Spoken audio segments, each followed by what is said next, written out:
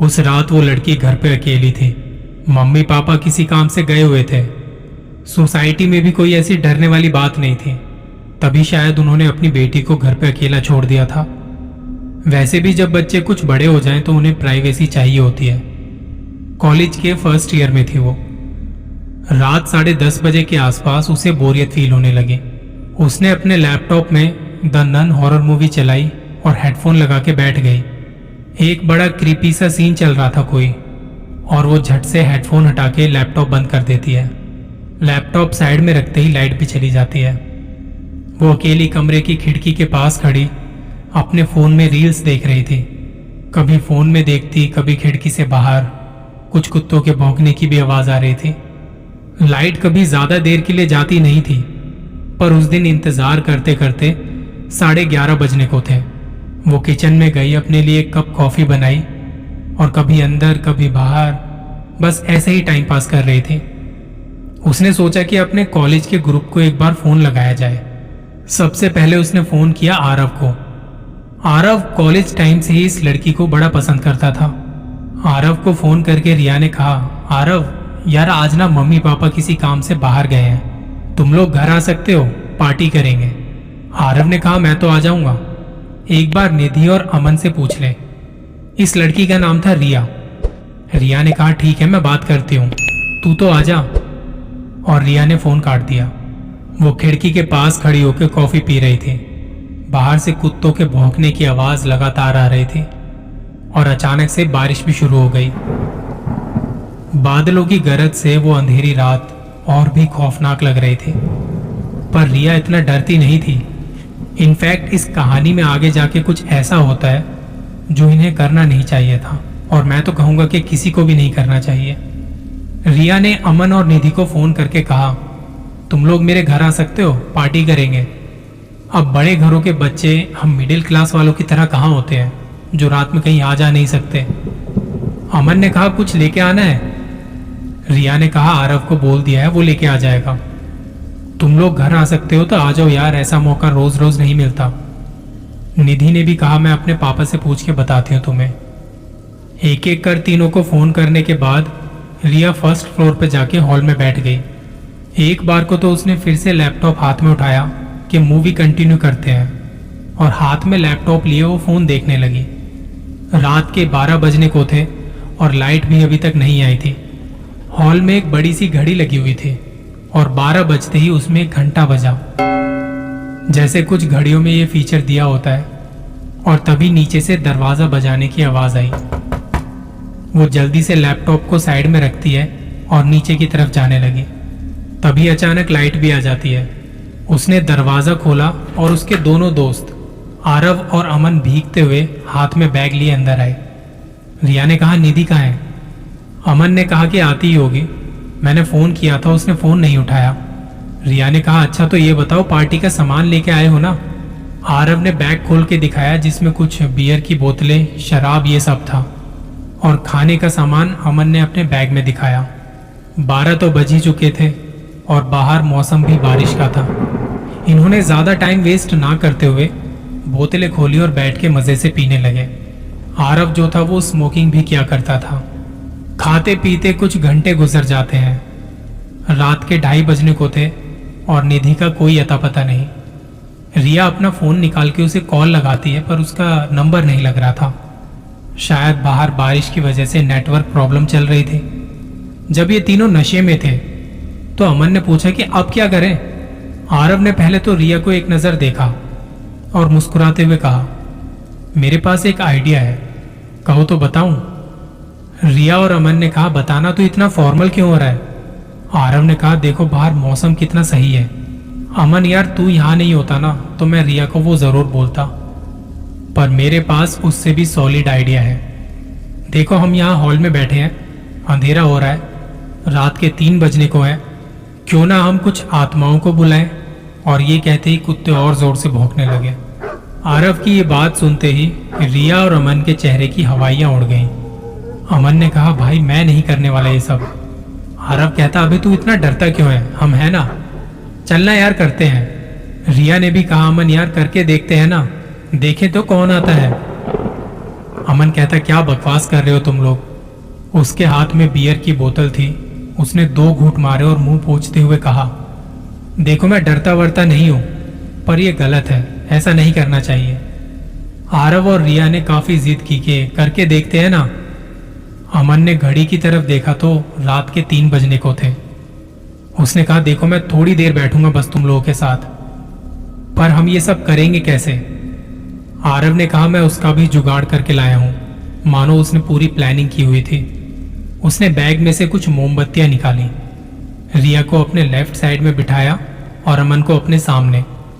2 मोमबत्तियां रिया के लेफ्ट और राइट में, 2 मोमबत्तियां अमन के लेफ्ट और राइट में, फिर 2 मोमबत्तियां अपने सामने रखी। तीनों थोड़े डिस्टेंस पर बैठे थे, बीच में जगह खाली थी, वहां भी 7 मोमबत्तियां लगाई और चौकड़ी मार के अपने साथ में बियर लेके बीच में राइट हैंड की पहली उंगली रखी तीनों ने। और आरव ने तब कुछ बोलने को कहा। तीनों ने आंखें बंद की और जैसा आरव ने कहा वो वैसा कहने लगे। ये तीनों इस काम में इतने खो चुके थे कि आधे घंटे तक ना तो आंख खोली ना हिले अपनी जगह से। आधे घंटे बाद एक जोर की आवाज आई और तब इनका ध्यान टूटा। इस एकदम से आई आवाज से कांप गए थे ये लोग। दरवाजे पर कोई था और जब ये लोग ध्यान में थे तब फिर से लाइट चली गई थी और बारिश भी बहुत तेज हो रही थी।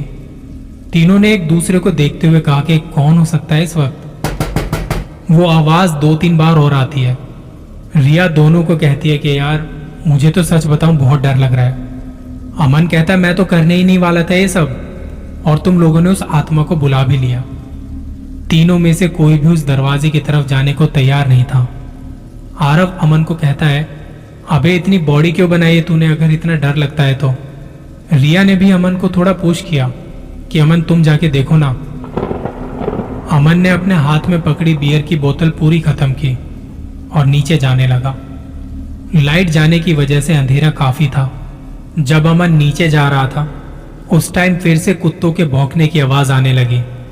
जब अमन नीचे गया तो आरव ने रिया को कहा, देख रिया, अमन भी नहीं है और तू भी जानती है कि मेरे दिल में तेरे लिए क्या है। रिया आरव की तरफ घूर के देखती है पर कुछ कहती नहीं। आरव एक पल के लिए डर जाता है कि यार मैं तो बस मजाक कर रहा था। वो डरते हुए अमन को आवाज देता है। रिया भी आरव से नजर हटाते हुए अमन को आवाज देती है। तकरीबन 5 मिनट तक कोई नहीं आता। रिया आरव को कहती है कि जाके देख के आ यार, अंधेरा कितना हो रहा है। आरव कहता है मैं नहीं जा रहा इतने अंधेरे में, मुझे डर लगता है। तभी सीढ़ियों से ऊपर किसी के चढ़ने की आवाज आती है। वो अमन था। अमन ऊपर आके दीवार के सहारे से खड़ा हो जाता है और कहता है, देखो तुमसे मिलने एक भूतनी आई है। वो निधि थी जो आरव और रिया को देखते ही कहती है, यार मैं कब बाहर खड़ी थी, तुम लोगों के फोन भी नहीं लग रहे, ना घर की बेल बज रही थी। रिया ने निधि को एक टॉवल ला के दिया और कहा कि तू फ्रेश होके आजा, फिर बात करते हैं। निधि वॉशरूम में चली गई और ये तीनों फिर से बैठ गए। आरव कहता कि देखो मैंने पहले ही कहा था, सच्चे मन से बुलाना तो कोई आएगा, और निधि आ गई। ये बात उसने मजाक में कही थी। रिया ने भी कहा कि हाँ कोई भूत वूत तो नहीं आता ना, ये जो दिखाते हैं सब बकवास है।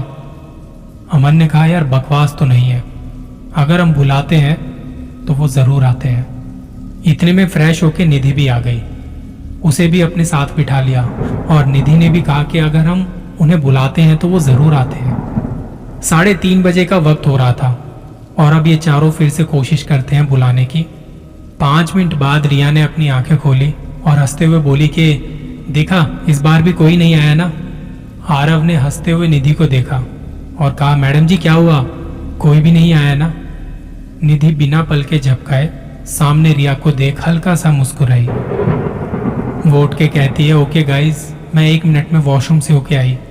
रिया कहती कि क्या हुआ तांत्रिक जी, इतनी जल्दी वॉशरूम, और वो वॉशरूम चली गई। आरव बियर पीते हुए रिया को कहता है, बड़ी स्टाइल मार रही थी कि दिल से बुलाओ तो वो आते हैं। अमन चुप था और इन दोनों की तरफ देख रहा था।